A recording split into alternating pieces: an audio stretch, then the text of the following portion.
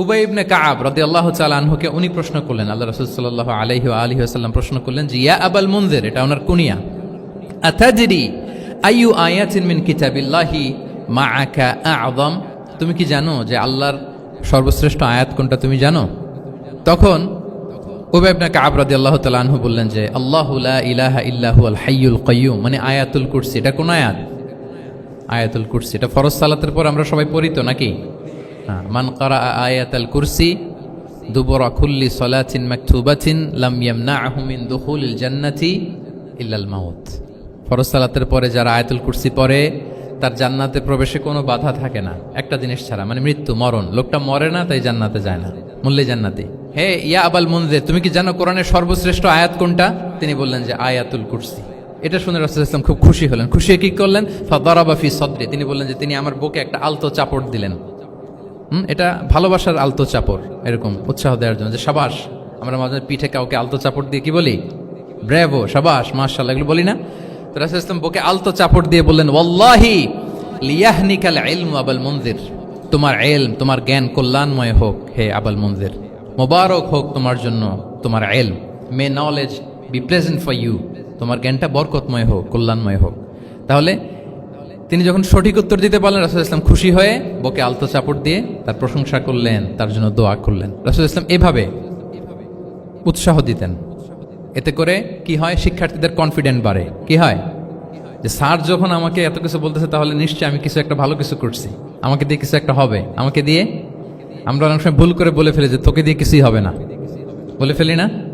এতে হয় কি? কনফিডেন্ট কমে যায়। মা বাবারাও এটা করে যে তুই কিছুই পারবি না, তোকে দিয়ে কিছুই হবে না। বাংলাদেশে একটা বিখ্যাত কথা আছে, ওই যে ছেলে মেয়ে এ প্লাস না পেলে পাশের বাড়ির কেউ পেলে বলে যে ওর পা ধোয়া পানি খা।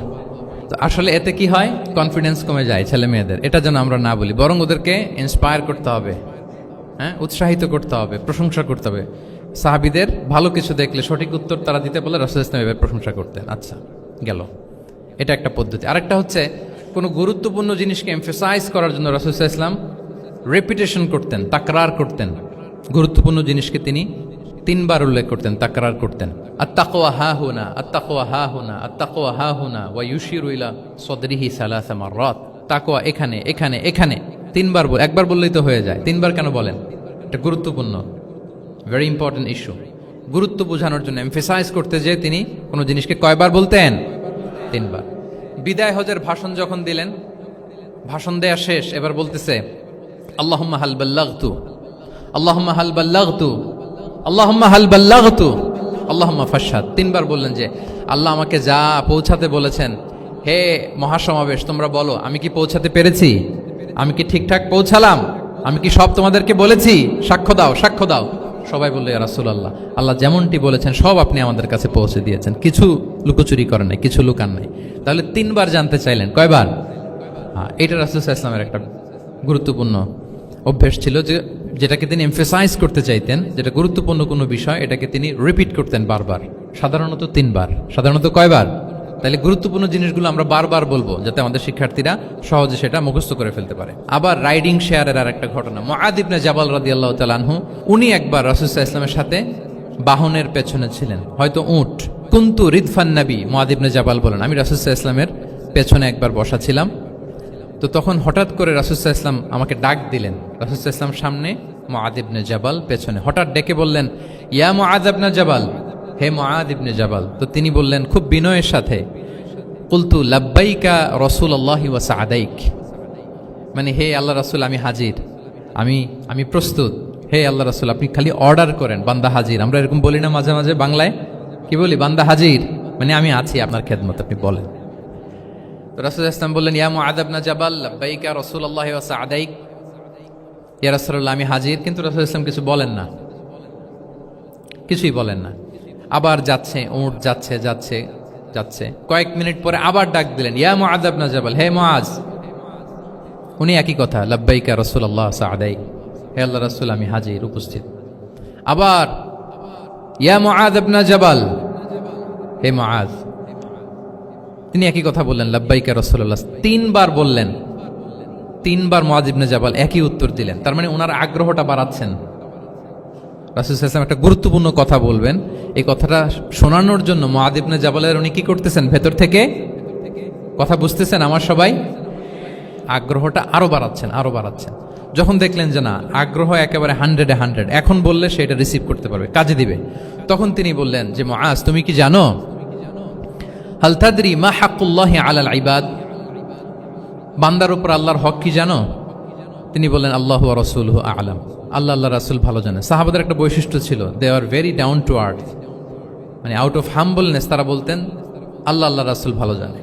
তো তিনি বললেন যে আল্লাহর বান্দার উপর আল্লাহর অধিকার হচ্ছে যে বান্দা কখনো আল্লাহর সাথে শিরক করবে না, এক আল্লাহর ইবাদত করবে। কিছুক্ষণ পর আবার ইয়া মুআয ইবনে জাবাল, দেখেন কি স্টাইল, মানে রাজকীয় একটা স্টাইল, ইয়া মুআয ইবনে জাবাল, আবার তিনি লাব্বাইক ইয়া রাসূলুল্লাহ সাআদাই, হে আল্লাহর রাসূল আমি তো হাজির, তুমি কি জানো যে আল্লাহর প্রতি বান্দার হক কি? আবার বললেন যে আল্লাহর রাসূলই ভালো জানেন। তখন রাসূল সাল্লাল্লাহু আলাইহি ওয়াসাল্লাম বললেন যে আল্লাহর হক যেমনি তুমি জানলে যে বান্দা আল্লাহর সাথে শরীক করবে না, এক আল্লাহর ইবাদত করবে, এটা যদি কোনো বান্দা করে তাহলে ওই বান্দাকে কখনো আল্লাহ শাস্তি দিবেন না। এটা হচ্ছে বান্দার হক, আল্লাহর কাছ থেকে সে এটা পাবে যে আনলা ইউআযিবাহুম, আল্লাহ তাআলা তাকে কখনো শাস্তি দিবেন না। তাহলে এটা ছিল রাসূল সাল্লাল্লাহু আলাইহি ওয়াসাল্লামের অভ্যেস যে তিনি একই কথা বারবার বলে আগ্রহ বাড়াতেন। 3 বার তিনি বলেছেন, 3 বার ডাক দিয়েছেন হে মুআয ইবনে জাবাল। তাহলে রিপিটেশন, এটা একটা অভ্যেস ছিল রাসূল সাল্লাল্লাহু আলাইহি ওয়াসাল্লামের, পাঠদানের ক্ষেত্রে একটা পদ্ধতি। আচ্ছা, রাসূল সাল্লাল্লাহু আলাইহি ওয়াসাল্লামের আরেকটা পদ্ধতি ছিল যে তিনি ধারণ ক্ষমতা অনুযায়ী নির্দেশনা দিতেন, considering the state of the addressee, যাকে অ্যাড্রেস করতেছেন তার ক্যাপাসিটি কতদূর, এটা বুঝে শুনে বলতেন, খুব বাড়িয়ে বলতেন, বেশি কিছু বলতেন না। এক বেদুইন আসলো, বেদুইন মানে সে মরুপল্লীতে থাকে, শহরের যে নিয়ম কানুন জানে না, সভ্যতার ছোঁয়া তার মধ্যে লাগেনি, এসে বলল দুল্লানি আলা আমাল আমিলতুহু ইদা আমিলতুহু দাখালতুল জান্নাহ, হে নবী আপনি আমাকে এমন একটা আমল শিখায় দেন যেটা করলে আমি জান্নাতে যাব। তো রাসূল সাল্লাল্লাহু আলাইহি ওয়াসাল্লাম দেখলেন লোকটা বেদুইন, শহরে লোক না, আবার খুব সহজ সরল, একেবারে সাদামাটা। তো রাসূল সাল্লাল্লাহু আলাইহি ওয়াসাল্লাম বললেন 4টা কাজ করবা, তা'বুদাল্লাহ ওয়া লা তুশরিকু বিহি শাইআ, তুকিমাস সালাতাল মাকতুবা, তুআদ্দি যাকাতাল মাফরুদা ওয়া তাসুমা রমাদান। 4টা কাজ, এক আল্লাহর ইবাদত করবা, শিরক করবা না, ফরজ সালাত পড়বা, ফরজ যাকাত দিবা, রমজানের ফরজ রোজা রাখবা। কয়টা কাজ? কয়টা বলছে? Very simple to memorise, right? আচ্ছা, এটা যখন সে বলল তখন সে বেদুইন বলতে আরম্ভ করলো যে আল্লাহর শপথ করে আমি বললাম লা আযীদু আলা হাযা শাইআন ওয়া লা আনকুসু মিন, ঠিক আছে আমি এই 4টাই করব, বাড়াবো না কমাবো না, এর চেয়ে বেশি কোনোদিন কিছু করব না, কমও করব না। মানে খালি আল্লাহরে মানবো, ফরজ নামাজ পড়বো, ফরজ যাকাতটা দিব, আর ফরজ রোজাটা রাখবো, আর কোনো আমল টামল আমার জীবনে আমি করব, বাড়াবো না কমাবো না। তো রাসূল সাল্লাল্লাহু আলাইহি ওয়াসাল্লাম বললেন যে কেউ যদি জান্নাতি লোক দেখে নিজের চোখ জোড়াতে চায়, খুশি হতে চায়, তারা যেন এই লোকের দিকে তাকায়, মানে এই লোকটা জান্নাতি। আল্লাহু আকবার, চলে গেল। দেখেন তার কাছে কিন্তু আমলের বিশাল ফিরিস্তি নিয়ে রাসূল সাল্লাল্লাহু আলাইহি ওয়াসাল্লাম হাজির হয় নাই, কারণ তার ক্যাপাসিটি দেখতে হবে, তার সক্ষমতা, সে কদ্দুর নিতে পারবে। রাসূল সাল্লাল্লাহু আলাইহি ওয়াসাল্লাম অবজার্ভ করে দেখলেন যে বেদুইন মানুষ, তারে বেশি কিছু বললে কাজে দিবে না, অল্প একটু বলছে, ওইটা মেনেই সে কি হয়ে গেছে, জান্নাতি হয়ে গেছে।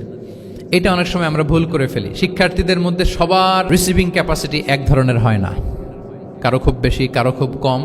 তো একজন আদর্শ শিক্ষকের কাজ হচ্ছে এটাকে ফলো করা, অবজার্ভ করা, এবং যেটা তাদের সক্ষমতায় কুলায় ঠিক অতটুকু তাদেরকে দেয়, এর চেয়ে বেশি কিছু না। রাসূল সাল্লাল্লাহু আলাইহি ওয়াসাল্লামের আরেকটা পদ্ধতি ছিল গ্রাজুয়ালিটি, স্টেপ বাই স্টেপ, ধীরস্থিরভাবে, অল্প অল্প করে, শাইআন ফাশাইআন, আর তাদাররুজ বিল বাদই বিল আহাম্মি সুম্মাল মুহিম, আগে সবচেয়ে গুরুত্বপূর্ণ, starting with the most important affair first, then the important affair, then the important, সবচেয়ে গুরুত্বপূর্ণটা আগে, এরপরে যেটা কম গুরুত্বপূর্ণ, এরপর কম গুরুত্বপূর্ণ। তাহলে একটু একটু করে বললে এটা মানুষের ফিতরাতের সাথেও যায়, তার নেচারের সাথেও যায়। আমরা মদ হারাম হওয়ার কথা জানি, কয়টা স্টেপে হারাম হয়েছিল মদ? একবারে যদি বলা হতো বন্ধ করার সহজ হতো, সাহাবাদের জন্য হতো না। অনেকে আছে দেখবেন যে চেইন স্মোকার, চেইন স্মোকার বুঝতে পেরেছেন তো, মানে অনেক সিগারেট খায়, লেটসে দিনে 10 থেকে 15টা খায়। তো যে চেইন স্মোকার, আপনি যদি বলেন যে এটা হারাম, আজকেই তোমার বাদ দিতে হবে, হারাম, এটা খাইতে পারবে না, পারবে? ও দুনিয়া সব বাদ দিতে পারবে, সিগারেট বাদ দিতে পারবে না। তো তারে কি করতে হবে? ফ্লেক্সিবিলিটি দিতে হবে, যে আস্তে আস্তে ছাড়েন, 10টা করে খান তো চালাইতে থাকেন, আজকে 10টা খাইছেন, কালকে 9টা করে খান, চালাইতে থাকেন, একসাথে সব বন্ধ করার দরকার নেই। তারপরের সপ্তাহে 8টা করে খান, এরপরের সপ্তাহে 5টা করে খান, অল্প অল্প করে অবশ্যই সে কমাতে পারবে। এরপরের সপ্তাহে 2টা খান, এরপরের সপ্তাহে বন্ধ করেন না, চালাইতে থাকেন। সে চালাচ্ছে কিন্তু কমিয়ে আনতেছে, চালাচ্ছে কিন্তু। আচ্ছা, যেই সপ্তাহে সে একটা সিগারেট খেলো, এরপরের সপ্তাহে ওটা তো বাদ দিলেও তার গায়ে লাগার কথা না, ঠিক কিনা বলেন? যেই সপ্তাহে কয়টা খেলো এটা তো স্যাক্রিফাইস করা যায়, কিন্তু 10টা থেকে 0-তে আসা সহজ না। তাহলে গ্রাজুয়ালি আমরা এই ভুলটা করি। অনেকের নতুন করে আল্লাহ তাআলা রিয়েলাইজেশন দিয়েছেন, নতুন দিনে আসছে, দিনে ফিরছে, মানে প্র্যাকটিসিং হতে চায়। এখন আপনি তারে পাইয়া এমন নিয়ম কানুন দেখাচ্ছেন, বেচারা তো বলে আগে যা ছিলাম ওইটাই ভালো ছিলাম। এরকম হয় না অনেক সময়? হ্যাঁ, ধরেন যে কোনো একজন নারী, সে হয়তো পর্দা মেনটেন করে না, একটু হিপ হপ স্টাইলে চলাফেরা করে, তো সে ভাবলো যে না, আমি তো অনেক ভুল করে ফেলছি, আমি সংশোধন হব, আমি প্র্যাকটিসিং হতে চাই। তা এখন যখন সে আপনার কাছে আসছে নাসিহাত নেওয়ার জন্য, আপনি যদি বলেন যে তোমার এই করতে হবে, বোরকা ঝুলাইতে হবে, হাত মোজা পা মোজা, পারবে? এ বলবে আগে যা ছিলাম ভালোই ছিলাম। তাকে একটু একটু করে বোঝাতে হবে, মানে এই হেজাব এটা কেন, হ্যাঁ, কাভারিং আওরা এটা কেন, কেন এটা করতে, এটা বেনিফিটটা আগে বুঝালেন। যে Islam consider women as a queen, নারীকে ইসলাম কি হিসেবে কনসিডার করে? রানী হিসেবে। তো রানীর তো একটা ড্রেস কোড থাকবে, স্পেশাল পোশাক থাকবে, এগুলো বুঝাবেন। সে যাতে একটু নিজেকে গুছিয়ে চলে, শুরুর দিকে আপনি এই বার্তা দিতে পারেন যে একটু গুছিয়ে চলতে হবে। এরপর একটু শালীন পোশাকে যেন সে অভ্যস্ত হয়, এটা বললেন। সে যখন শালীন পোশাকে অভ্যস্ত, তারপরে হেজাবের ফজিলত বললেন, সে যেন হেজাব পরে। যখন সে হেজাব পরে, এরপরে তাকে নেকাবের কথা বললেন। এইভাবে আস্তে আস্তে তাকে বোঝাতে হবে। কিন্তু একবারে যদি সব চাপিয়ে দেন, বলেন তো আওয়াজ করে, সে কি ওটা রিসিভ করতে পারবে? কারণ এই যে গ্রাজুয়ালিটি আর তাদাররুজ, এই সিস্টেমটা আপনি ভায়োলেট করেছেন, করেন নাই। মুআয ইবনে জাবাল রাদিয়াল্লাহু তাআলা আনহুকে আল্লাহ রাসূল সাল্লাল্লাহু আলাইহি ওয়াসাল্লাম তিনি ইয়ামানের গভর্নর করে পাঠিয়েছেন। তো পাঠানোর আগে he was explaining a teaching guideline to his fellow সাহাবা। ওনাকে শিখাইতেছেন, তুমি যে যাবা মুআল্লিম হিসেবে, গভর্নর হিসেবে, কিভাবে দাওয়াতটা দিবে আগে শোনো। তিনি মুআয ইবনে জাবালকে বললেন, ইন্নাকা তা'তি কওমান মিন আহলিল কিতাব। হে মুআয, জেনে রাখো, এমন একটা এলাকায় তোমাকে পাঠাচ্ছি, তারা কিন্তু আহলে কিতাব, মানে তারা হচ্ছে Jewish and Christian community, they are not Muslim, তারা কিন্তু ইহুদি খ্রিস্টান ওখানে। সো তুমি কিভাবে দাওয়াত দিবা? ফাদউহুম ইলা শাহাদাতি আন লা ইলাহা ইল্লাল্লাহ আন্না মুহাম্মাদুর রাসূলুল্লাহ। প্রথমে তাওহীদের দাওয়াত দিবা। আওয়াজ করে বলেন, প্রথমে দাওয়াত হবে কিসের? তাওহীদের। ফাইনহুম আতাউ লিযালিক, বাক্যটা খেয়াল করেন। যখন তারা এটা মেনে নিবে, এটাতে অভ্যস্ত, তারপর তুমি দাওয়াত দিবা যে আল্লাহ প্রতিদিন 5 ওয়াক্ত সালাত ফরজ করেছেন। কয় ওয়াক্ত? 5 ওয়াক্ত সালাত। আচ্ছা, ফাইনহুম আতাউ লিযালিক, যখন তারা 5 ওয়াক্তে সালাতে অভ্যস্ত হবে, তখন বলবা যে আল্লাহ তাআলা ধনীদের উপর যাকাত ফরজ করেছেন। ফাইনহুম আতাউ লিযালিক, যখন ওইটা মানবে, এরপরে বলবা রমজানের রোজা ফরজ করেছেন। সুবহানাল্লাহ, সুবহানাল্লাহ, আল্লাহু আকবার। তাহলে ধাপে ধাপে দেখেন, এই যে টিচিং গাইডলাইন তিনি দিচ্ছেন ওনার ফেলো সাহাবাকে, ফেলো ক্যাম্পেনিয়নকে, যে তুমি ইয়ামানে যে একবারে সব বিধান তুমি যা জানো, মনে করো না যে সবাই ওইটা মানবে। তারা জুইশ, তারা ক্রিশ্চিয়ান, একটু একটু করে তাদেরকে দাওয়াত দিতে হবে। তাহলে গ্রাজুয়ালিটি পাঠদান পদ্ধতির একটা অন্যতম বিষয় হচ্ছে কি? গ্রাজুয়ালিটি, মানে ধাপে ধাপে, ধীরে ধীরে, অল্প অল্প করে বোঝানো। আচ্ছা, রাসূল সাল্লাল্লাহু আলাইহি ওয়াসাল্লাম মাঝে মাঝে কোনো কথার গুরুত্ব বোঝানোর জন্য শপথ করতেন। Drawing attention by making oath, শপথ করে কথার গুরুত্ব বুঝাতেন। তিনি বলতেন, ওয়াল্লাহি ইন্নী লা আস্তাগফিরুল্লাহ ওয়া আতুবু ইলাইহি ফিল ইয়াউমি আকসারা মিন ৭০ মাররা। আল্লাহর শপথ, আমি নবী প্রতিদিন ৭০ বারেরও বেশি তওবা ইস্তেগফার করি। কয় বারেরও বেশি? ৭০ বার। এই কথাটার তাওবা ইস্তেগফারের গুরুত্ব বুঝাতে যে তিনি শুরুতে বলেছেন ওয়াল্লাহি, আল্লাহর শপথ। এরকম অনেক হাদিসে পাওয়া যায়, তিনি বলেছেন ওয়াল্লাযী নাফসু মুহাম্মাদিন বিয়াদিহি, ওই সত্তার শপথ যার হাতে মুহাম্মাদের আত্মা। আবার মাঝে মাঝে বলেছেন ওয়াল্লাযী নাফসি বিয়াদিহি, ওই সত্তার শপথ যার হাতে আমার আত্মা। এভাবে বলে তিনি কথা শুরু করেছেন। যখন তিনি এরকম শপথ করতেন, তখন কথার গুরুত্ব বোঝা যেত। কি বোঝা যেত? গুরুত্ব বোঝা যেত। তাহলে শপথ করে মাঝে মাঝে তিনি জিনিস বোঝাতেন। আচ্ছা, আমরা আমাদের বিভিন্ন প্রেজেন্টেশন বা লেকচার বোঝানোর জন্য অনেক মিনস ইউজ করি না? আল ওয়াসাইল আত তালিমিয়া, এটাও কিন্তু রাসূল সাল্লাল্লাহু আলাইহি ওয়াসাল্লাম করতেন। আমরা কি কি করি আমি তো জানি না আপনাদের আইএসসিতে ক্লাসরুমগুলো কেমন, নিশ্চয়ই সেখানে হোয়াইট বোর্ডে তো আছেন। হোয়াইট বোর্ডে কি দিয়ে লেখা হয়? মার্কায়। আচ্ছা, প্রেজেন্টেশন স্লাইড মাঝে মাঝে ইউজ করেন না? বা টিচার করে কিনা? তো সেটা কিভাবে করে? মাইক্রো প্রজেক্টর দিয়ে করে। এগুলো হচ্ছে আল ওয়াসাইল আত-তালিমিয়া। তো রাসূল সাল্লাল্লাহু আলাইহি ওয়াসাল্লামের সময় তো এই স্লাইডও ছিল না, ডিজিটাল বোর্ডও ছিল না, হোয়াইট বোর্ডও ছিল না, হ্যাঁ, মার্কার ছিল না, ওইরকম কিছু ছিল না। তো উনি কি ইউজ করতেন? উনিও চমৎকার চমৎকার কিছু মাধ্যম ইউজ করতেন, আপনারা শুনলে অবাক হবেন। আপনাদের মনোযোগ আছে তো সবার, না? আচ্ছা, আমরা দেখি যে উনি কি কি ইউজ করতেন। উনি অনেক ধরনের ভিজুয়াল ডেমনস্ট্রেশন করতেন। ভিজুয়াল ডেমনস্ট্রেশন মানে যেটা আপনি চোখ দিয়ে দেখে শিখে ফেলবেন, বুঝে যাবেন। Visual demonstration. Physical gesture use করে এটা করতেন। ফিজিক্যাল জেস্টার, অঙ্গভঙ্গি, বাংলা কি বলে? অঙ্গভঙ্গি। রাসূল সাল্লাল্লাহু আলাইহি ওয়াসাল্লাম, এটাতে তো আর কিছু আধুনিক বিজ্ঞান আইটি তো লাগতেছে না, কি বলেন? আমার হাত পা দিয়ে আমি একটা কিছু বোঝাচ্ছি। তো রাসূল সাল্লাল্লাহু আলাইহি ওয়াসাল্লাম কিন্তু এটা করতেন। একবার তিনি ইয়াতিমের রক্ষণাবেক্ষণ যারা করে তাদের মর্যাদা কত, ফজিলত কত, এটা বোঝাতে যে একবার তিনি বলতেছেন, আনা ওয়া কাফিলুল ইয়াতিমি ফিল জান্নাতি কাহাতাইন, আমি এবং এতিমের রক্ষণাবেক্ষণকারী জান্নাতে ঠিক এইভাবে থাকবো। এইভাবে থাকবো মানে খুব কাছাকাছি থাকবো। He will be my neighbour, very close neighbour. এবং বোঝাতে যে এই যে উস্তা আর সাব্বাবা, দুই আঙ্গুল এভাবে, এই আঙ্গুল থেকে এই আঙ্গুলের দূরত্ব কতটুকু? 1 মাইল নাকি কত? একেবারে কাছে। এই আঙ্গুল থেকে আঙ্গুলের তেমন কোনো দূরত্বই নাই, মানে খুব কাছে।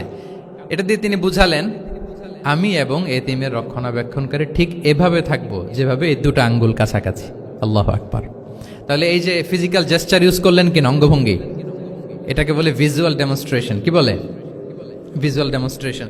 এবং রিসার্চাররা বলতেছেন যে approximately 80% of human learning comes through the visual demonstration. মানে আইজ দিয়ে, চোখ দিয়ে আমরা আমাদের শেখার 80% শিখে ফেলি। আমাদের শিখনের অলমোস্ট 80% আমরা দেখে দেখে শিখি। তাহলে রাসূল সাল্লাল্লাহু আলাইহি ওয়াসাল্লাম ভিজুয়াল ডেমনস্ট্রেশন করলেন, আনা ওয়া কাফিলুল ইয়াতীমি ফিল জান্নাতি কাহাতাইন। আচ্ছা, আরও দেখি হাদিসে এরকম আরও পাওয়া যায়। আমরা যে মুমিনরা ভাই ভাই, বিভিন্ন হাদিসে বিভিন্ন টেক্সটে রাসূল সাল্লাল্লাহু আলাইহি ওয়াসাল্লাম বলেছেন। এটা ইসলামের একটা খুব মৌলিক কথা, আমরা সবাই জানি না? আমরা সবাই কি এই অডিটোরিয়ামে আমরা যারা বসে আমরা সবাই কি? আল মুমিনু আখুল মুসলিম, একে অপরের ভাই। আমাদের মধ্যে আবার আরেকটা সমস্যা আছে, আমরা দেখা যায় যে প্রত্যেকে যেই দল করে ওই দলের এরা ভাই ভাই আর কি, এরকম। এই হাদিসের একটা নিজস্ব অর্থ বলয় আমরা করে নিয়েছি যে ভাই ভাই ঠিক আছে, বাট আমি এই দলের, আমরা ভাই ভাই। আচ্ছা, ওরা ওই দল, তো ওরা কি নিজেরা নিজেরা আসলে কি এই ভাই ভাই নাকি? না। যারাই কালেমা শাহাদাতে বিশ্বাসী, যারা আমাদের কেবলাকে কেবলা মানে, যারা ঈমান এনেছে, তারা সবাই আমরা কি? ভাই ভাই। এই যে আমাদের ভ্রাতৃত্বের বন্ধনটা যে খুব অটুট এবং মজবুত, সুদৃঢ়, এটা বোঝানোর জন্য রাসূল ইসলাম একবার বললেন, আল মুমিনু লিল মুমিনি কাল বুনিয়ান, মুমিন যে ভাই ভাই, এই ভ্রাতৃত্বের বন্ধন হচ্ছে সুদৃঢ় প্রাচীরের মতো। ইয়াশুদ্দু বা'দুহু বা'দা, one side strengthening the other. একটা বড় প্রাচীর, যেমন এই বিল্ডিংটা যেমনি এই পাশ ওই পাশটাকে মজবুত করে ধরে রেখেছে, ওই পাশ যেমনি এটাকে মজবুত করে ধরে ঠায় দাঁড়িয়ে আছে বছরের পর বছর, যুগের পর যুগ। রাসূল সাল্লাল্লাহু আলাইহি ওয়াসাল্লাম বললেন, মুমিন যে ভাই ভাই তাদের সম্পর্কটা এরকম সুদৃঢ়। কতটা সুদৃঢ়? এটা বলতে যে ওয়াশাব্বাকা বাইনা আসওয়াবিহি, তিনি হাতের এই 5 আঙ্গুল, এই 5 আঙ্গুলের ভেতরে ঢুকাই দিলেন। এরকম ধরেন তো একটু সবাই। আচ্ছা, ঢুকিয়ে একটু চাপ দেন। এখন ব্যাপারটা অনেক মজবুত হয়ে গেল না? হ্যাঁ, কেউ চাইলে কি সহজে ছোটাতে পারবে? না। তাহলে এই যে আরেকটা ভিজুয়াল ডেমনস্ট্রেশন পাইছেন, পেয়েছেন? ফিজিক্যাল জেস্চার, অঙ্গভঙ্গি করে তিনি বুঝাইলেন যে আমাদের ভ্রাতৃত্বটা এইরকম মজবুত। মানে ওনার কাছে যা ছিল ওইটা বুঝাতে যে তিনি এই ফিজিক্যাল জেস্চারটা নিয়েছেন যে মুমিন ভাই ভাই এবং আমাদের ভ্রাতৃত্বের বন্ধনটা ঠিক এরকম মজবুত, লাইক দিস। তাহলে এটাকে বলে ভিজুয়াল ডেমনস্ট্রেশন, যেহেতু এতে করে সাহাবারা সহজে বুঝতো, এটা দিয়ে সহজে বুঝলো। আবার মাঝে মাঝে তিনি ড্রয়িং করেছেন, আমাদের মতো ডিজিটাল সিস্টেমে ড্রয়িং করে না, এখন তো খুব ইজি। তো তিনি কিভাবে ড্রয়িং করেছেন, একবার সাহাবীদেরকে নিয়ে তিনি মরুভূমির মাঝখানে খেজুরের ডাল নিয়ে একটা স্ট্রেট লাইন, সরল রেখা আঁকলেন। খাত্তা লানা রাসূলুল্লাহ সাল্লাল্লাহু আলাইহি ওয়াসাল্লাম খাত্তান, আল্লাহ রাসূল সাল্লাল্লাহু মরুভূমিতে খেজুরের ডাল দিয়ে টেনে একটা স্ট্রেট লাইন, মানে সরল রেখা আঁকলেন। একে বললেন হাযা সাবিলুল্লাহ, এটা হচ্ছে আল্লাহর রাস্তা, মানে সিরাতুম মুস্তাকিম। এরপর এই স্ট্রেট লাইন, সরল রেখার ডানে বায়ে ছোট ছোট অনেকগুলো দাগ কাটলেন খেজুরের ডাল দিয়ে, আর বললেন হাযিহি সুবুলুশ শাইতান, এগুলো হচ্ছে শয়তানের রাস্তা। ফি কুল্লি সাবিলিন শাইতান, এই প্রত্যেকটা রাস্তায় একটা করে শয়তান থাকে, সে তার শয়তানি কাজের হাতছানি তোমাদের দেয়। তাহলে খেজুরের ডাল দিয়ে একটা স্ট্রেইট লাইন সরল রেখা করে বললেন এটা সিরাতুল মুস্তাকিম সাবিলুল্লাহ, আর ডানে বায়ে ছোট ছোট দাগ কেটে বললেন এগুলো হচ্ছে সাবিলুশ শয়তান। ওই পথে শয়তানের হাতছানি দেয়া পথে কভু যাওয়া যাবে, বরং সিরাতুল মুস্তাকিমে থাকা লাগবে। তাহলে এই যে ভিজুয়াল ডেমনস্ট্রেশন ব্যাপারটা ক্লিয়ার হয়েছে না? কাফিলুল ইয়াতীমি কাহাতাইন শাব্বাকা বাইনা আসাবিহি খাত্তালানা রাসূল সাল্লাল্লাহু আলাইহি ওয়াসাল্লাম খাত্তা। তাহলে এভাবে ওনার সাধ্যের নাগালে যা যা ছিল সাহাবাদেরকে আরো বুঝাতে, ভালো করে to clarify the issue, to visualise the matter, রাসূল সাল্লাল্লাহু আলাইহি ওয়াসাল্লাম এগুলোর ব্যবহার করেছেন। এরপর মাঝে মাঝে সাহাবীদের মস্তিষ্কের যাতে ব্যায়াম হয়, শিক্ষার্থীর কল্পনার জগতে কোনো কিছু চিত্রায়িত করা, এতে করে মস্তিষ্কের ব্যায়াম হয় আর কি, to enhance the power of imagination, আপনার ইমাজিনারি পাওয়ারকে ডেভেলপ করবার জন্য। রাসূল সাল্লাল্লাহু আলাইহি ওয়াসাল্লাম হাদিসে এরকম অনেক কথা বলেছেন যে তোমরা একটু ভাবো তো, এরকম হইলে কেমন হয়, এমন হইলে কেমন হয়, তেমন হইলে কেমন হবে। এই কথাগুলো যখন বলতেন সাহাবারা ভাবনার জগতে হারিয়ে যেত, ভাবতেন, কল্পনার রাজ্যে হারিয়ে যেতেন, ওনাদের মস্তিষ্কের ব্যায়াম হতো, ইমাজিনেশনের যে পাওয়ার এটা ডেভেলপ করতো, এমনটা পাওয়া যায়। রাসূল ইসলাম একবার বললেন আরাআইতুম লাউ আন্না নাহরান বিবাবি আহাদিকুম ইয়াগতাসিলু মিনহু কুল্লা ইয়াউমিন খামসা মাররাতিন হাল ইয়াবকা মিন দারানিহি শাই। আচ্ছা বলো তো, তোমরা একটু ভাবো তো, কল্পনার রাজ্যে হারিয়ে যাও, ভেবে দেখো তো, ধরো যে তোমার বাড়ির সামনে একটা ঝর্ণাধারা আছে বা একটা চমৎকার লেক আছে যেখানে স্বচ্ছ স্ফটিক পানি, তুমি যদি প্রতিদিন ওই ঝর্ণায় যে বা ওই লেকে নেমে 5 বার গোসল করো, তোমার গায়ে কোনো ময়লা থাকবে আর? সাহাবারা কল্পনা করে বলে না, মনে মনে ভাবতেছে যে গোসল করতেছে, 5 বার গোসল করার পরে আর আমার গায়ে দুর্গন্ধ, ঘামের গন্ধ থাকবে কি করে? না, কোনো ময়লা থাকবে না। সাহাবারা বলল লা ইয়া রাসূলুল্লাহ লা ইয়াবকা মিন দারানিহি শাই। রাসূল ইসলাম তখন বলেন ফাকাযালিকা মাসালু সলাওয়াতিল খামস, এটা হচ্ছে 5 ওয়াক্ত সালাতের দৃষ্টান্তের মতো, ইয়ামহুল্লাহু বিহিন্নাল খাতায়া। কারো ঘরের সামনে যদি একটা স্বচ্ছ লেক থাকে, পানির ফোয়ারা, সে যদি 5 বার গোসল করে তার গায়ে যেমনি কোনো দুর্গন্ধ, ময়লা, আবর্জনা কিছু থাকে না, কেউ যখন 5 ওয়াক্ত সালাত আদায় করে তখন এই সালাতও তার সব গুনাহগুলোকে ধুয়ে মুছে এরকম পাক পবিত্র সাফ করে দেয়। সুবহানাল্লাহ। বুঝে গেলেন যে সালাওয়াতুল খামস কিভাবে আমাদের পাপ মুছে ক্লিনজিং করে, এটা সাহাবারা ইজিলি বুঝে গেলেন। তাহলে ভেবে দেখো তো, চিন্তা করো তো, এটা বলে বেসিকলি দ্য পাওয়ার অফ ইমাজিনেশনকে রাসূল সাল্লাল্লাহু আলাইহি ওয়াসাল্লাম ইনহ্যান্স করার চেষ্টা করলেন। এভাবেও সাহাবাদেরকে তিনি মাঝে মাঝে বুঝাতেন। রাসূল সাল্লাল্লাহু আলাইহি ওয়াসাল্লাম মাঝে মাঝে দেখা যায় যে সহজ করে বুঝাতে যে রূপক অর্থবোধক শব্দের প্রয়োগ করতেন, মাজাজ বা ইস্তেআরা। তো মাজাজ বা ইস্তেআরা মানে হচ্ছে মেটাফোর, কোনো জিনিসকে আরো সহজ করে বোধগম্যময় করতে রাসূল সাল্লাল্লাহু আলাইহি ওয়াসাল্লাম এই মেটাফোরকে ইউজ করতেন। যেমন রাসূল সাল্লাল্লাহু আলাইহি ওয়াসাল্লাম নারীদের প্রতি সদয় হওয়ার জন্য পুরুষদেরকে তিনি বলেছেন রিফকান বিল কাওয়ারির, অর্থাৎ কাঁচগুলোর সাথে ভালো আচরণ করো, মানে কাঁচগুলোকে দেখে রেখো। কাঁচের পাত্র দিয়ে তিনি নারীদেরকে, স্ত্রীদেরকে বুঝিয়েছেন রিফকান বিল কাওয়ারির। আচ্ছা বলেন তো, কাঁচের গ্লাস, প্লেট, তৈজসপত্র এক বাড়ি থেকে যদি আরেক বাড়িতে, লেটসে আপনি বাসা শিফট করবেন, আপনার কাছে অনেক কাঁচের তৈরি গ্লাস, প্লেট, তৈজসপত্র আছে।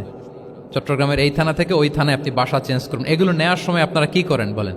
র্যাপিং করে, এক্সট্রা প্রিকশন নিয়ে খুব সাবধানে এটাকে ধরতে হয়, রাখতে হয়, সেট করতে হয়, নামাতে হয়, ঠিক কিনা বলেন? এটা বোঝাতে যে নারীদের সাথে কোমল আচরণ করো, সদয় আচরণ করো, এটা বোঝাতে যে রাসূল সাল্লাল্লাহু আলাইহি ওয়াসাল্লাম বলেছেন রিফকান বিল কাওয়ারির। একবার স্ত্রীরা, আমাদের আম্মা জানেরা রাসূল সাল্লাল্লাহু আলাইহি ওয়াসাল্লামের সাথে সফরে যাচ্ছেন, খুব সম্ভবত হজের সফরে। তো ওনারা যখন পালকিতে চড়বেন, ওখান থেকে হাওদাজে উঠাবেন, খুব দ্রুত তাড়াহুড়ো করে কিছু লোকজন ওই পালকি উঠাচ্ছিল। তখন রাসূল সাল্লাল্লাহু আলাইহি ওয়াসাল্লাম বললেন ওয়াই হাক ইয়া আনজাসা সাউকাকা রিফকান বিল কাওয়ারির, খুব সাবধানে নিয়ে যাও, কাজগুলোকে একটু দেখে শুনে নাও, কাচের বোতলগুলো, গ্লাসগুলো দেখে শুনে নাও, মানে স্ত্রীদেরকে একটু দেখে শুনে যত্নের সাথে নিয়ে নাও। তাহলে নারীদেরকে কিসের সাথে তুলনা করেছেন? কাচের গ্লাস, কাচের তৈজসপত্র, কাচের সামগ্রী, যাতে বুঝতে সুবিধা হয়। কাচের গ্লাস তোমরা যেমনে ধরো, রাখো, ডিল করো, নারীদের সাথেও এভাবে কি কোমল আচরণ করতে হবে। আচ্ছা, আমি শুরুতেই বলেছিলাম যে রাসূল সাল্লাল্লাহু আলাইহি ওয়াসাল্লামের সাহাবীদেরকে কিছু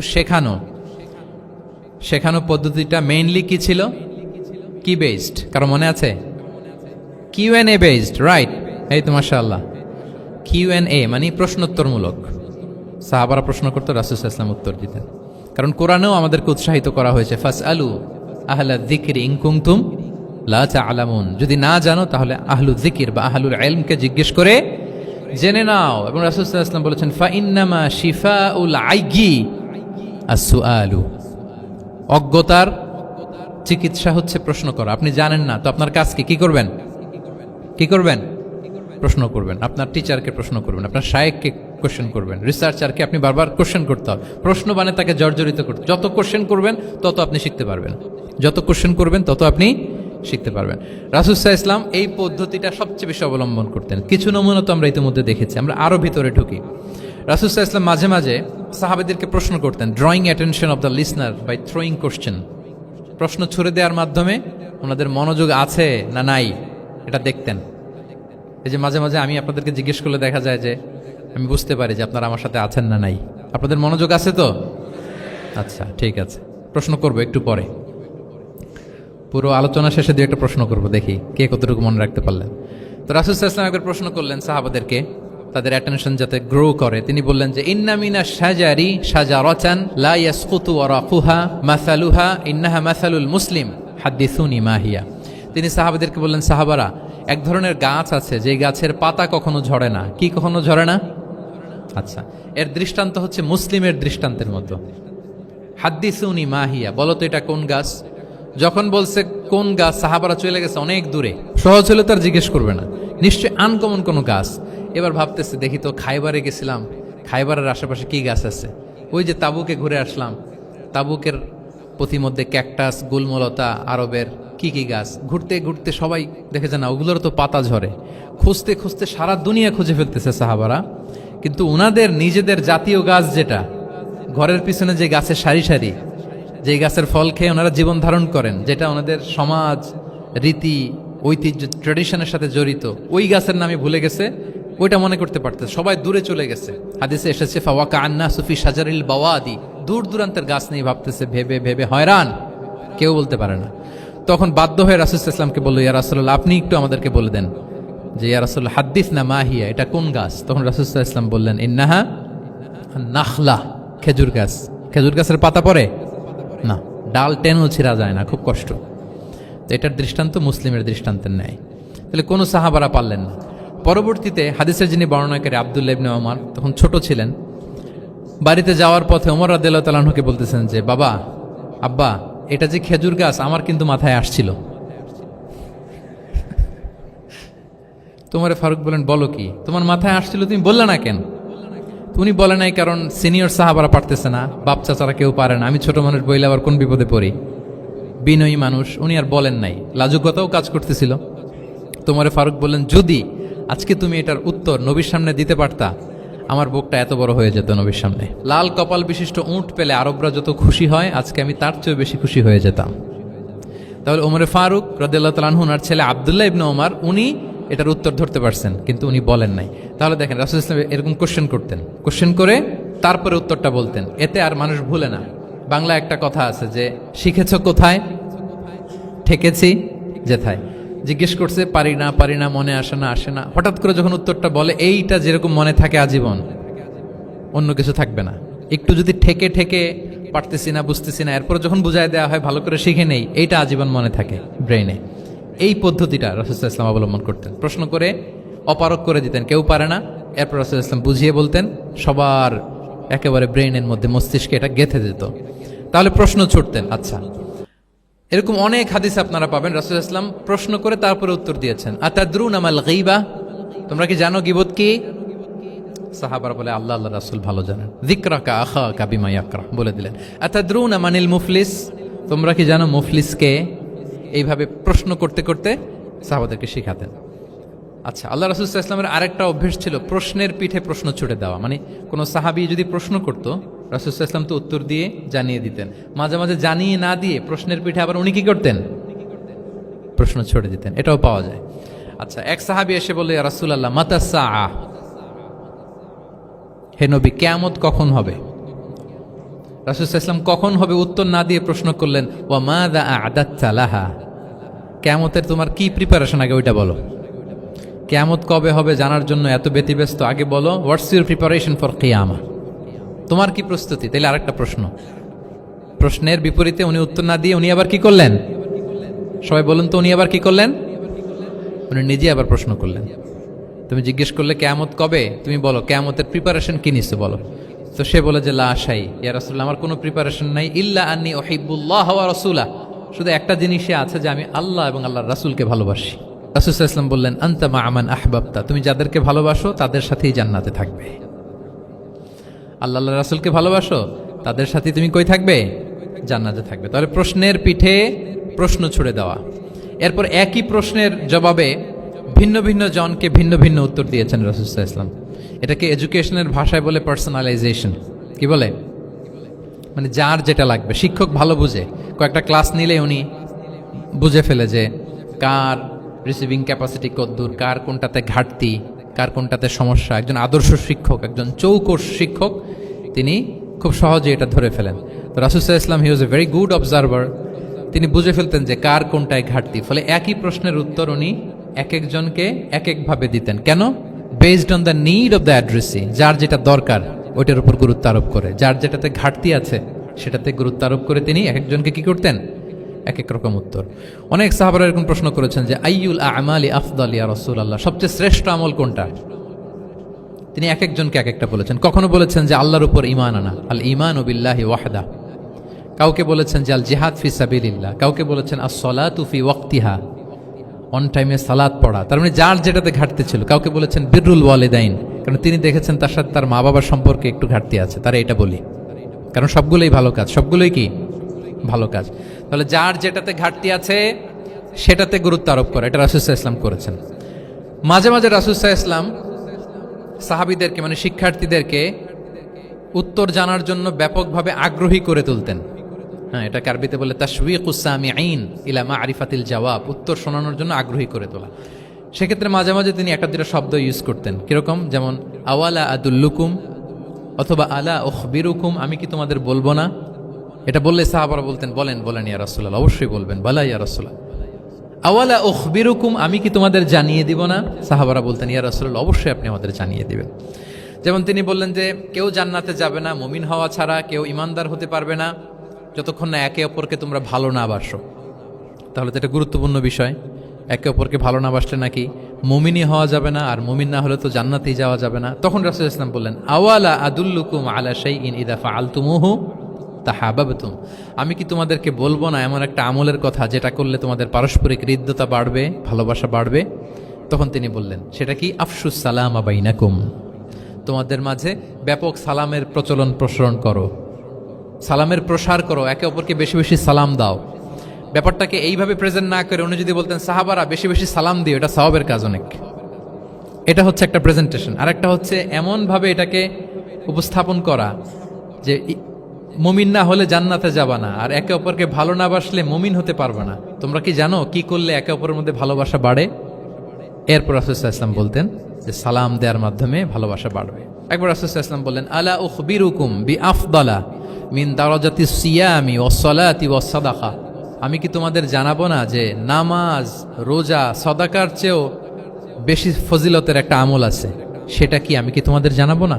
সাহাবারা বললেন ক্বালু বালা ইয়া রাসূলুল্লাহ, হে আল্লাহর রাসূল অবশ্যই জানাবেন, অবশ্যই জানাবেন। কারণ নামাজের চেয়েও বেশি গুরুত্বপূর্ণ, সাদাকার চেয়েও বেশি গুরুত্বপূর্ণ, সিয়ামের চাইতেও বেশি গুরুত্বপূর্ণ আমল, সেটা কি?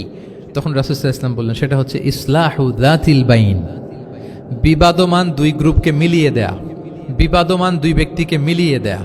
এটা নফল নামাজ, নফল সাদাকা, নফল রোজার চেয়েও বেশি কি ফজিলতপূর্ণ, বেশি গুরুত্বপূর্ণ। আমরা তো মনে করি শুধু নামাজ পড়লেই বোধহয় আমি অনেক সওয়াব পেলাম, রোজা রাখলেই সওয়াব পেলাম, শুধু জিকির করলে সাদাকা করলেই সওয়াব পেলাম।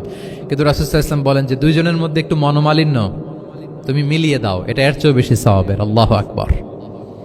দুই গোষ্ঠীর মধ্যে দীর্ঘদিনের ঝগড়া মিলিয়ে দাও, এটা এর চেয়েও বেশি সওয়াবপূর্ণ। রাসূল সাল্লাল্লাহু আলাইহি ওয়াসাল্লাম মক্কা থেকে মদিনায় যেয়ে কি করেছেন? আউস এবং খাজরাজের দীর্ঘদিনের যুদ্ধ 1 ঘন্টার মধ্যে কি settle down. He was a very good mediator and arbitrator, চমৎকার মধ্যস্থতা করতে জানতেন তিনি।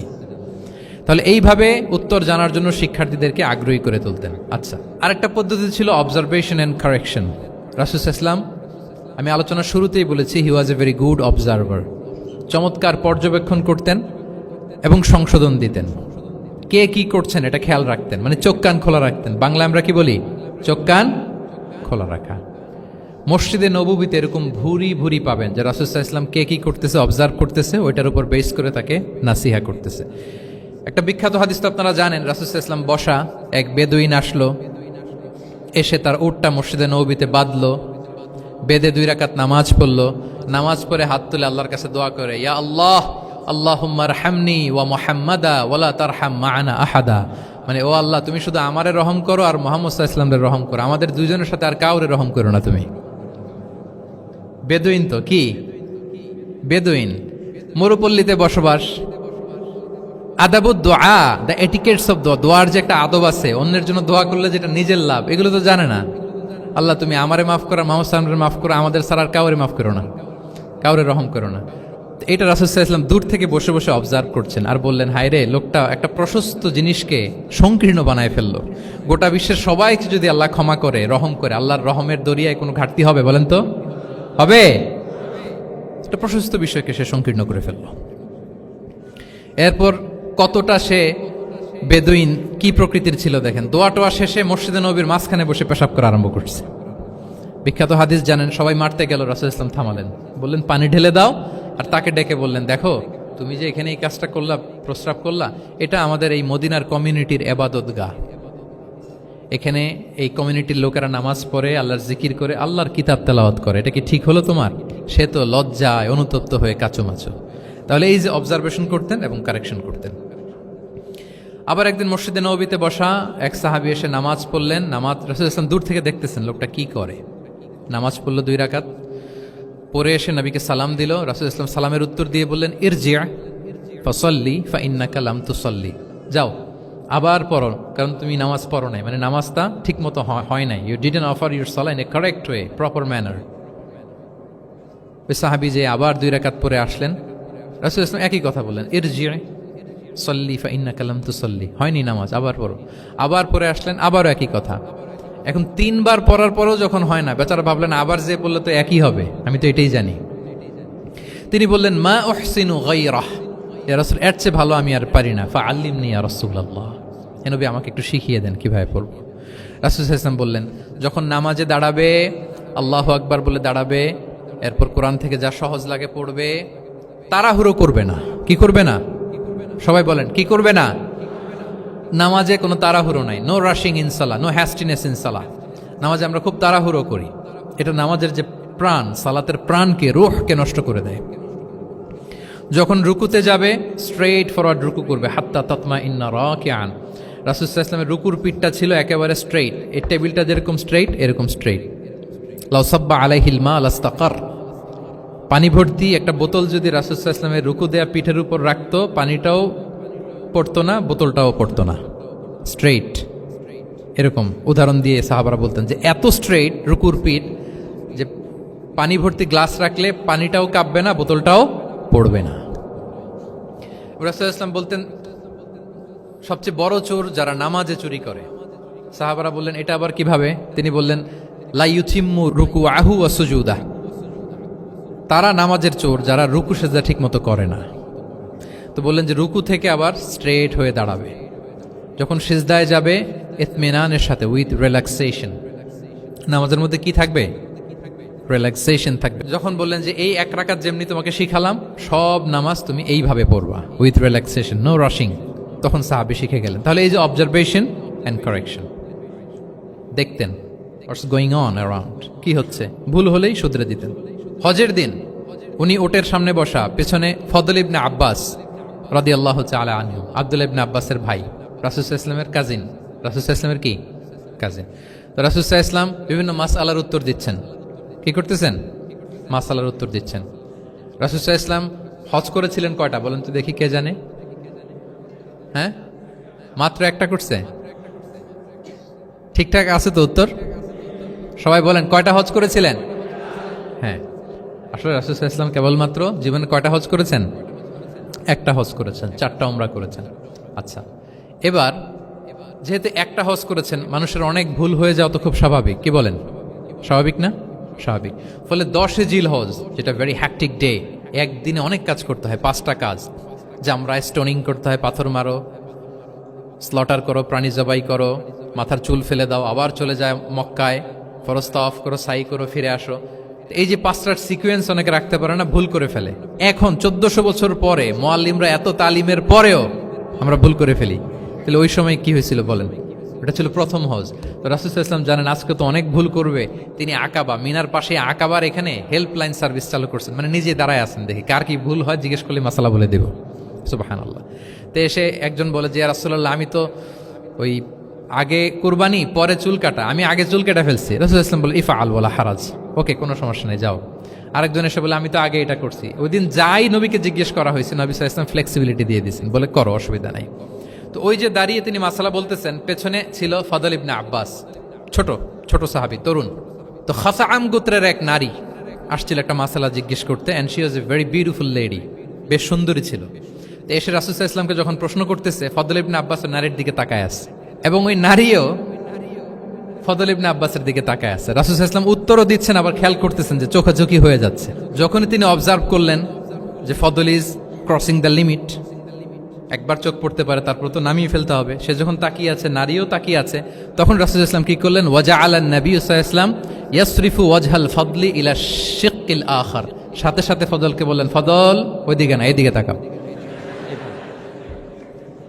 এটা সরাসরি হাদিসের অনুবাদ করে শোনাচ্ছি, আমার পক্ষ থেকে না, এবং বুখারীর হাদিস। ফাজআলা ইয়াসরিফু ওয়াজহাল ফদলি, ফদল ইবনে আব্বাসের চেহারাটা রাসূল সাল্লাল্লাহু আলাইহি ওয়াসাল্লাম ঘুরিয়ে ফেললেন, যে ফদল ওইদিকে তাকানো যাবে না, এদিকে তাকাও। ফদল রাদিয়াল্লাহু তাআলা আনহু নিজেকে সামলে নিলেন। এই যে this is the point, observation. এটা কি বলে? Observation and correction. রাসূল ইসলাম he was a very good observer, what's going on around, কি চলতেছে সব দিকে চোখ কান খোলা। বাংলায় কি বলে? বাংলায় বললে বুঝবেন ভালো, চোখ কান খোলা রাখতে হবে। তো রাসূল ইসলাম খেয়াল করলেন এবং ওনার চেহারা ঘুরিয়ে দিলেন। এভাবে তিনি কেউ ভুল করলে শুধরে দিতেন। এবং শুধরে দেওয়ার আরেকটা নিয়ম রাসূল ইসলাম, আল্লাহু আকবার, অনেক পয়েন্টস এখানে, যে কিভাবে তিনি অন্যের ভুল শুধরাতেন। কিভাবে ভুল শুধরাতেন? আমরা কিভাবে ভুল শুধরাই? বাংলাদেশের যে টেন্ডেন্সি, কেউ ভুল করলে আর মাইক্রোফোন যদি পাই যে মাহফিলে, এইবার তো পাইছি ওই বেটারে, ও কাফের, ওর দাদা কাফের, ওর 14 গোষ্ঠী কাফের, ও মারা যাওয়ার পরে যেখানে কবর দিবে, ওই কবরের উপর যে ঘাস উঠবে, ওই ঘাস যে গরু খাবে, ওই গরুর দুধ যে খাবে, ও কাফের। আমি জাস্ট সিনারিওটা আপনাদের সাথে শেয়ার করি, যে নিয়ম হচ্ছে কি। লেটস সে আমার একজন কো স্পিকার কোনো কিছু একটা ভুল করে ফেলছে, তার জানা নাও থাকতে পারে, আবার আমারও একটা জিনিস জানা নাও থাকতে পারে। কেউ ভুল করলে শুধরানোর নিয়ম হচ্ছে, সে যে ভুলটা করলো এটা যে ভুল এটা জানানো, যে অনেকে এরকম এরকম বলে, আসলে এটা ঠিক না, বরং ঠিক হচ্ছে এটা, এবং এর পক্ষে দলিল হচ্ছে এটা, জাস্ট এটা বলে দেওয়া। এটা যদি বলে দেয় তাহলে কি হবে, যখন ওই যে ভুল করছে সে যখন শুনবে, তার নাম তো আর বলা হয় নাই, সে তো বুঝে যাবে এটা তো আমি ভুলটা করছি, ফলে আমি শুধরে গেলাম, ওই লোক শুধরে যাবে, আর বাকি যারা লিসেনার শ্রোতা তারা সবাই সতর্ক হয়ে যাবে। তাহলে যেটা উদ্দেশ্য ছিল কাউকে শুধরানো, ওটা হয়ে গেছে না? কারো নাম নেওয়া প্রয়োজন হয়েছে? বলেন তো। রাসূল সাল্লাল্লাহু আলাইহি ওয়াসাল্লাম যখন কাউকে কারেক্ট করতেন, তখন কখনো কারো নাম ধরে শুধরাতেন না, কারেক্ট করতেন না। আল্লাহু আকবার। নাম ধরে শুধরাতেন না, পাছে না সে লজ্জা পেয়ে যায়, পাছে না সে বিব্রত হয় মানুষের সামনে। সুবহানাল্লাহ। অন্যের রাইটস, অন্যের ব্যক্তিত্বের ব্যাপারে কতটা মর্যাদাশীল ছিলেন। কারণ কারো নাম ধরে তো আমার শুধরানোর দরকার নাই, এটা যে ভুল, সোসাইটিকে এটা জানালেই হবে। তাহলে যে ভুল করছে সে শুধরে গেল, বাকিরা সতর্ক হয়ে গেল, ঠিক না? আচ্ছা, 3 সাহাবী মিলে একবার ভাবলো রাসূল সাল্লাল্লাহু আলাইহি ওয়াসাল্লাম বাড়িতে কি কি আমল করে, আমরা একটু আম্মাজানদের জিজ্ঞেস করি, তাহলে আমরাও আমাদের আমল টামল একটু বাড়াবো। যে জিজ্ঞেস করলো যে আম্মাজানারা একটু বলেন তো উনি বাসায় কি কি ইবাদত করে, কতটুকু কোরআন পড়ে, তাহাজ্জুদ কেমনে পড়ে। আম্মাজানরা বর্ণনা দিলেন। বর্ণনা শোনার পরে কান্নাহুম তাকাল্লুহা, ওনাদের কাছে একটু কম মনে হইলো, মানে অনেক এক্সপেকটেশন নিয়ে আসছিল। তারা ভাবছিল মানে রাতে ঘুমাই না, সারা রাত তাহাজ্জুদ আর কান্নাকাটি করে রাসূল সাল্লাল্লাহু আলাইহি ওয়াসাল্লাম কাটায় দেয়, তাদের এরকম একটা ধারণা ছিল। কিন্তু এসে শুনে যে না, আসার পরে নাকি ঘুমোতে যায়, অনেকক্ষণ ঘুমিয়ে সেই মাঝরাতে নাকি ওঠে। যা যা বর্ণনা শুনলো কান্নাহুম তাকাল্লুহা, এদের কাছে একটু কম মনে হলো। তো একজন বলতেছে, আরে কম না, আইনা নাহনু মিন রাসূলিল্লাহ, কোথায় আল্লাহ রাসূল আর কোথায় আমরা। গফিরা লাহু মা তাকাদ্দামা মিন যামবিহি ওয়া মা তাআখার, ওনার তো আগের পরের সব গুনাহ মাফ। আদতে তো গুনাহই নাই, নবীরা তো মাসুম। তো ওনার সাথে কি আমাদের তুলনা, আমাদের এত কম করলে হবে না, তো কি করতে হবে? একজন বলে যে আজকে থেকে আমি আর ঘুমাবোই না সারা রাত, সারা রাত তাহাজ্জুদ পড়বো। আচ্ছা। আরেকজন বলে আমি আর না খেয়ে মানে রোজা ছাড়া থাকবো না, আমি সওমে ভিসাল করব, সারা বছর রোজা রাখবো, যা করে আল্লাহ, রোজা থামাবো না, আমি রেগুলার রোজা রেখেই যাব। আচ্ছা। আরেকজন বলে আমি আর আমার স্ত্রীদের কাছেই যাব না, আমি সন্ন্যাসী জীবন নিয়ে নিলাম, আমি সন্ন্যাসী থাকবো, স্ত্রীদের সাথে মেলামেশাতে এই আমি যাব না, আমি এটা থেকে বিরত থাকবো। এই কথা যখন রাসূল সাল্লাল্লাহু আলাইহি ওয়াসাল্লামের কানে গেল, রাসূল সাল্লাল্লাহু আলাইহি ওয়াসাল্লাম রেগে গেলেন। রেগে গিয়ে সাহাবীদেরকে জড়ো করলেন। জড়ো করে তিনি বলতে আরম্ভ করলেন, আনতুমুল্লাযীনা কুলতুম কাযা ওয়া কাযা, আচ্ছা, তোমাদের মধ্যে কে কে কে নাকি এরকম এরকম বলছে? সুবহানাল্লাহ। তিনি বলতে পারতেন, এই আব্দুল্লাহ স্ট্যান্ড আপ, দাঁড়াও। আব্দুর রহিম দাঁড়াও। এই আব্দুল সাত্তার, তুমি নাকি বলছো যে সারা রাত, এটা একটা কথা বললা তুমি? তুমি নাকি বলছো যে সারা বছর রোজা, এটা তুমি কি কথা বলতো? ভুল কাজ করছো, এটাও জানো না তুমি? তুমি নাকি বলছো স্ত্রীদের সাথে মিশবা না? এরকম যদি Abdullah, Abdur Rahman, just for example, এইভাবে দাঁড় করিয়ে যদি নাম ধরে ধরে বলতেন, ওনারা সাহাবীদের সামনে লজ্জিত হতেন না? না। আনতুমুল্লাযিনা কুলতুম কাদা ওয়া কাদা, এটাই রাসূল সাল্লাল্লাহু আলাইহি ওয়াসাল্লামের কাউকে কারেক্ট করার, তাসহিহ করার অভ্যেস ছিল। মা বালু আকওয়ামিন ইয়াকুলুনা কাদা ওয়া কাদা, মাঝে মাঝে বলতেন মা বালু আকওয়ামিন ইয়াফআলুনা কাদা ওয়া কাদা, তোমাদের মধ্যে কেউ কেউ নাকি এমনটা এমনটা বলে, তোমাদের মধ্যে কেউ কেউ নাকি এমনটা এমনটা করে। কই, আমি তো রাতে ঘুমাই আবার সালাত পড়ি। কই, আমি তো রোজা রাখি সোম বৃহস্পতি, বাকি দিনগুলোতে খাই। কই, আমি তো আমার স্ত্রীদের সাথে মেলামেশা করি। এই সব কিছুকে ব্যালেন্স করেও তো আমার নবুয়তির তো আমার কোনো সমস্যা হয় নাই, আল্লাহ ভীরু হতে তো সমস্যা হয় নাই। ওয়াল্লাহি ইন্নী লা আখশাকুম লিল্লাহি ওয়া আতকাকুম লাহ, আল্লাহর শপথ, আমি তোমাদের চাইতে আল্লাহকে বেশি ভয় করি, আমি তোমাদের চাইতে বেশি মুত্তাকি। তারপরেও এরকম ব্যালেন্সড লাইফ লিড করাতে আমার তো কোনো সমস্যা হয় নাই, তোমাদের কেন সমস্যা হলো? তোমরা এটা কোথায় পেলে? ফামান রাগিবা আন সুন্নতি ফালাইসা মিন্নি। জেনে রাখো, আমি যে স্ট্যান্ডার্ড ঠিক করে দিয়েছি এটাই সর্বশ্রেষ্ঠ ইবাদত। এর বাইরে যে কেউ যদি কিছু করে আমার সুন্নতের বাইরে, সে আমার দলভুক্ত হতে পারবে। সুবহান। এরকম যখন ধমক দিয়ে শাসিয়ে দিলেন, যেই তিনজন সাহাবী এই কথা বলছিল ওনারা তো শুধরে গেলেন। ওনারা তো টের পাচ্ছেন যে এগুলো আমাদের কি বলতেছে, ওনারা টের পাচ্ছেন না, শুধরে গেলেন। আর বাকিরা সতর্ক হয়ে গেলেন। আল্লাহু আকবার। সো এটা হচ্ছে কারেক্ট করার নিয়ম। এখন আমরা কি করি? কেউ একটা ভুল করলে তখন তাকে ধরি, তার 14 পুরুষ নিয়ে কথা বলি, তার ব্যাপারে যদি আমার কোনো তিক্ত অভিজ্ঞতা থাকে, ঝাল মেটানোর একটা সুযোগ পেলাম, আমি ঝাল মেটাই, তাকে ছোট করি, হেয় করি। হেন কোনো কথা নাই যে আমি বলি না। একটাও কি রাসূল সাল্লাল্লাহু আলাইহি ওয়াসাল্লামের সুন্নাহর মধ্যে পড়ে? বলেন তো, না। তাহলে মন গড়া পদ্ধতিতে আমরা কাউকে সংশোধন করতে চাচ্ছি না। আর এইভাবে করলে সংশোধন হবেও না। সে মানবিক কারণেই তার ইগোইস্টিক প্রবলেম চলে আসবে, যে সে আমাকে ছোট করলো, আমার নাম ধরে সে এত মানুষের সামনে অপমান করলো। সে হয়তো শুধরানোর যে রাস্তাটা ছিল ওইটাও বন্ধ হয়ে গেল। ঠিক কিনা বলেন? তাহলে রাসূল সাল্লাল্লাহু আলাইহি ওয়াসাল্লাম এভাবে শুধরাতেন। আর তামিম ফি তাসওয়িবিল আখতা, কারো ভুল শুধরাতে গেলে ইন জেনারেলি শুধরাতেন। যাদের শুধরানোর তারা শুধরে যেত, বাকিরা সতর্ক হয়ে যেত। আচ্ছা, আরেকটা পদ্ধতি ছিল ক্লিয়ার মিসকনসেপশন। কারো মিসকনসেপশন থাকলে রাসূল সাল্লাল্লাহু আলাইহি ওয়াসাল্লাম এটা ক্লিয়ার করে দিতেন। এক সাহাবী মনে করতেন ভালো জামা পরলে বুঝি অহংকার হয়। তিনি খুব সুন্দর ছিলেন দেখতে, খুব ভালো পোশাক পরিচ্ছদ পরতে পছন্দ করতেন। তিনি একবার বললেন, ইয়া রাসূলুল্লাহ, ভালো পোশাক পরলে কি অহংকার হয়? রাসূল সাল্লাল্লাহু আলাইহি ওয়াসাল্লাম বললেন, না। ইয়া রাসূলুল্লাহ, আমি ভালো জুতা পরতে পছন্দ করি, এটা কি অহংকার হয়? না, এটা অহংকার হয় না। আমি মানুষকে খুব খাওয়াতে পছন্দ করি এবং আমি চাই আমার চেয়ে যেন কেউ এটা এই কাজে আগাতে না পারে, আমিই খাওয়াবো, এটা কি অহংকার? রাসূল ইসলাম বললেন, না, এটা অহংকার না। অহংকার হচ্ছে আল কিবরু বাতারুল হাক্কি ওয়া গামতুন নাস। অহংকার হচ্ছে সত্যকে প্রত্যাখ্যান করা আর মানুষকে তুচ্ছ-তাচ্ছিল্য করা। সুবহানাল্লাহ। তাহলে এই যে মিসকনসেপশন, সে ভাবছে ভালো পোশাক পরলে এটা অহংকার হয়ে যায়, ভালো জামা পরলে অহংকার হয়ে যায়।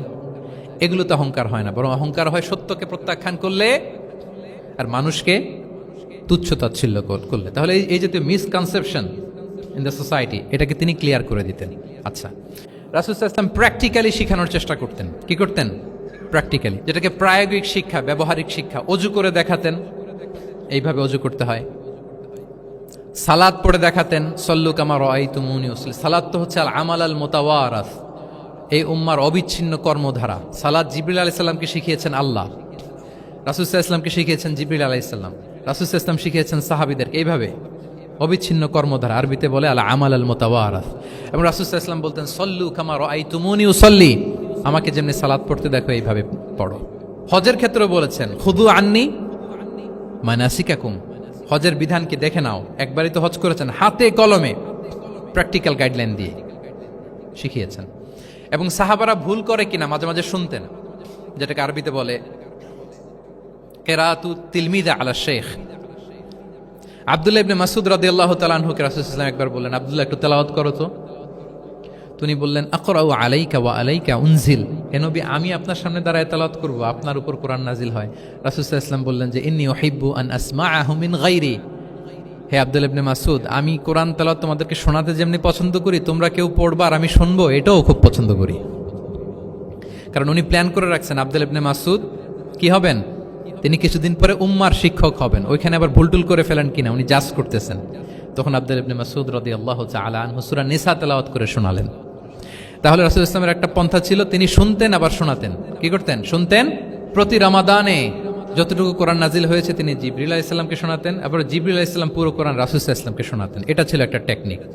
আচ্ছা, রাইটিং মেথড, আমরা যেমনি লেখি, অ্যাসাইনমেন্ট, প্রেজেন্টেশন, লেখার মাধ্যমে জ্ঞান বিতরণ, জ্ঞান অর্জন, এটা কম ছিল। আমি আগেই বলেছি মেইনলি ছিল oral based and Q and A based, কিন্তু লেখা জোখা যে ছিলই না তা না, লেখা জানতো।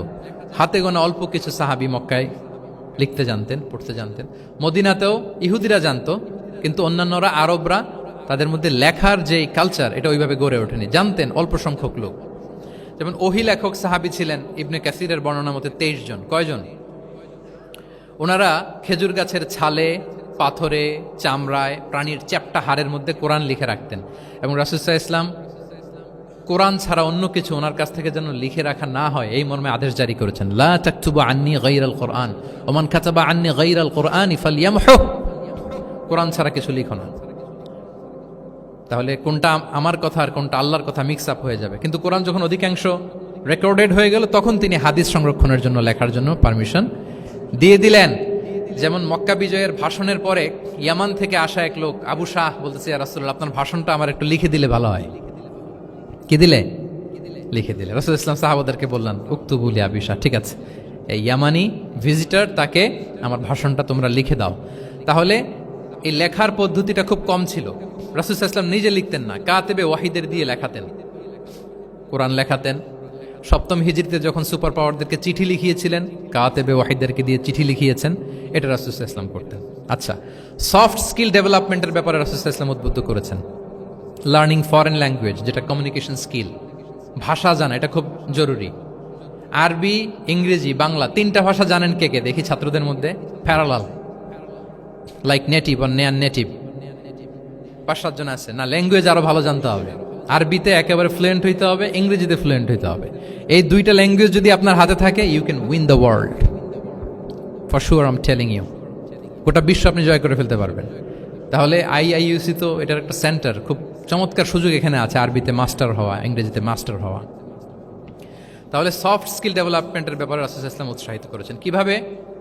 ইহুদিরা যখন চিঠি লিখতো, কোন ভাষায় লিখতো জানেন? হিব্রু ভাষায়, হিব্রু ল্যাঙ্গুয়েজে। এখন এইটা বোঝার জন্য রাসূল সাল্লাল্লাহু আলাইহি ওয়াসাল্লাম এক ইহুদিকে হায়ার করতে হইতো, যে তুমি একটু পরে বলো তো ওরা কি লিখলো।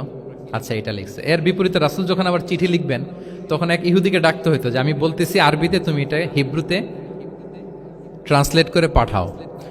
তো যেহেতু ইহুদিরা বিশ্বাসঘাতকতার অনেকগুলো ইনসিডেন্ট আছে, ট্রেচারি, বিট্রেয়াল ইনসিডেন্ট অনেকগুলো আছে, রাসূল সাল্লাল্লাহু আলাইহি ওয়াসাল্লাম বললেন, আমি ইহুদিদেরকে বিশ্বাস করতে পারি না। কারণ একজনটা নিয়ে আসলাম, চিঠি একটা লিখছে একটা, সে অর্থ শোনাইলো আরেকটা।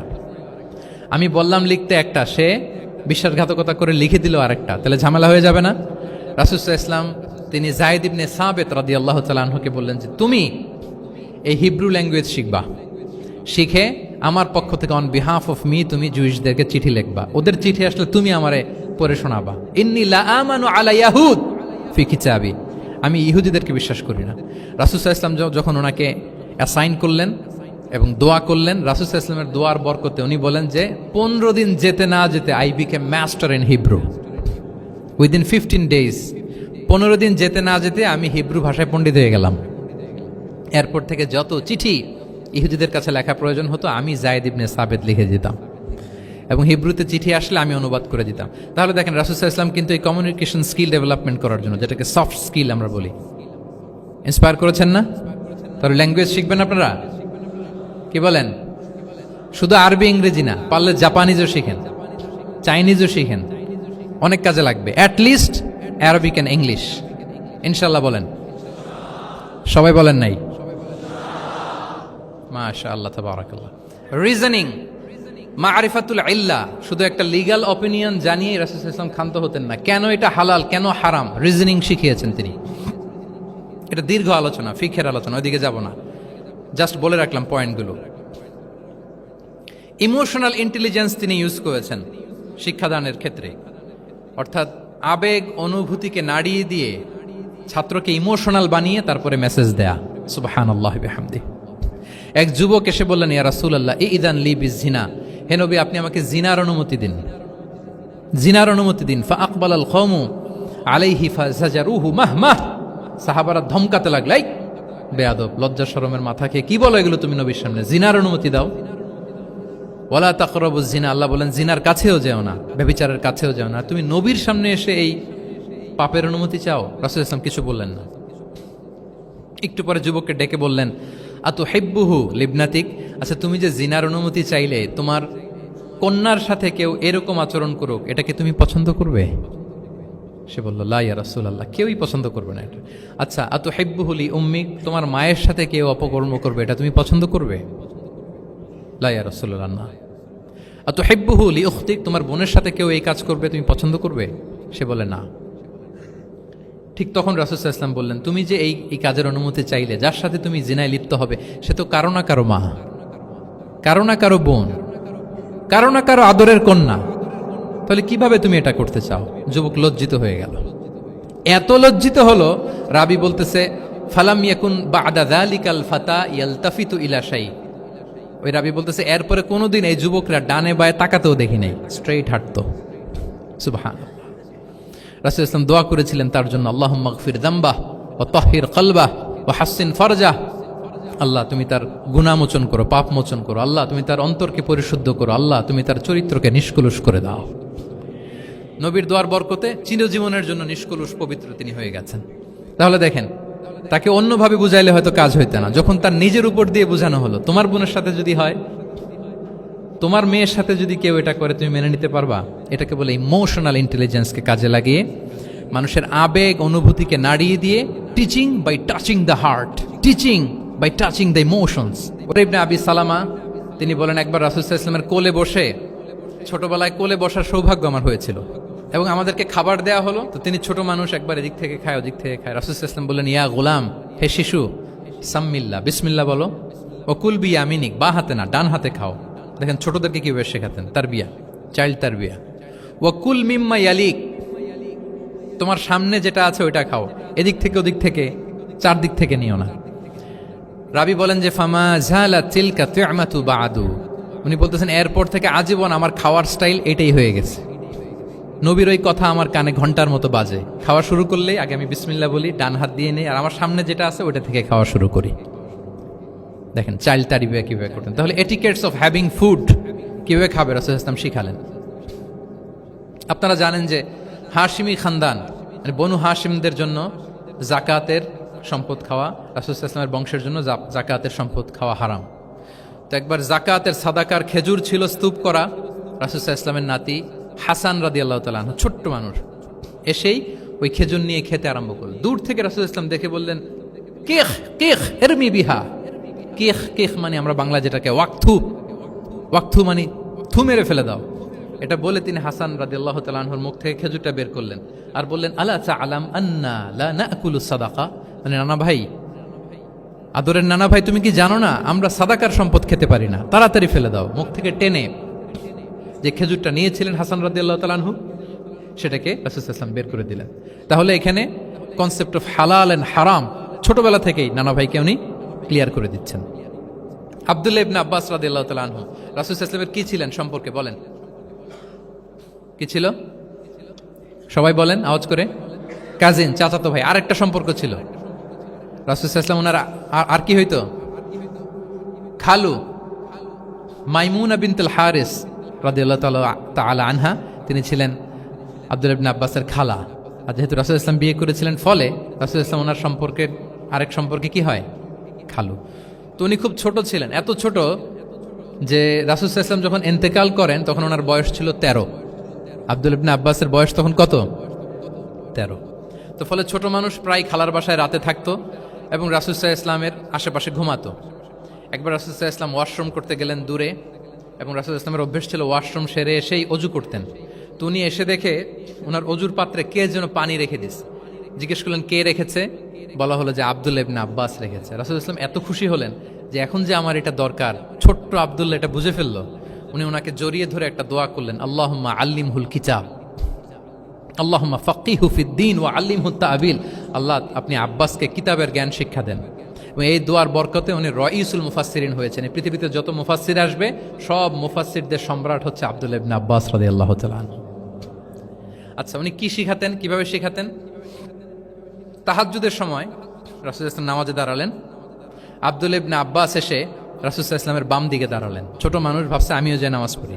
আচ্ছা বলেন তো, যদি দুইজন হয় নামাজে, একজন ইমাম আর একজন মুসল্লি, মুসল্লি ইমামের কোন দিকে দাঁড়াবে? কিন্তু আব্দুল্লাহ ইবনে আব্বাস দাঁড়াইছে কোন দিকে? বাম দিকে, কারণ উনি ব্যাপারটা জানেন না। তখন রাসূলুল্লাহ সাল্লাল্লাহু আলাইহি ওয়াসাল্লাম কি করলেন? হাত দিয়ে টেনে পিছন দিয়ে এনে ডান দিকে নিয়ে আসলেন। তাহলে রুলিংস অফ সালাতের সুন্নাহ কি, কিভাবে দাঁড়াতে হবে, এটা তিনি শিখালেন ছোট্ট আব্বাসকে, আব্দুল্লাহ ইবনে আব্বাসকে। এরকম অসংখ্য হাদিস আপনি সিরাতের পরতে পরতে, হাদিসের পরতে পরতে পাবেন, যে বাচ্চাদেরকে, শুধু যে যুবকদেরকে, তরুণদেরকে রাসূলুল্লাহ সাল্লাল্লাহু আলাইহি ওয়াসাল্লাম শিখিয়েছেন এমনটা না, বরং শিশুদেরকেও শিখিয়েছেন।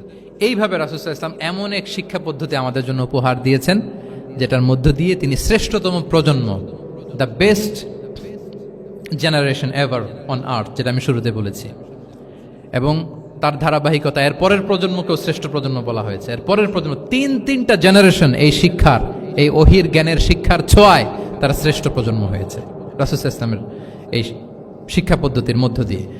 আমরা যদি সামারি করি যে রাসূলুল্লাহ সাল্লাল্লাহু আলাইহি ওয়াসাল্লামের শিক্ষা পদ্ধতিটা কেমন ছিল, তাহলে বলতে হবে যে এটা উৎসাহমূলক ছিল, আশাব্যঞ্জক, কনফিডেন্ট বাড়ায়, ইন্সপায়ারিং ছিল। এটা কল্যাণকামিতায় ভরপুর ছিল, ওয়েল উইশিং ছিল। আমরা যেমনি কারো কথা শুনেই তার উত্তর দেই বা মাসালা বলে দেই, এরকম না। ইংরেজিতে এটাকে বলে এমপ্যাথেটিক। এমপ্যাথেটিক মানে খুব বেশি সুবিবেচক। He not only listen to the suffering of others, he use to feel it. তিনি ফিল করতেন।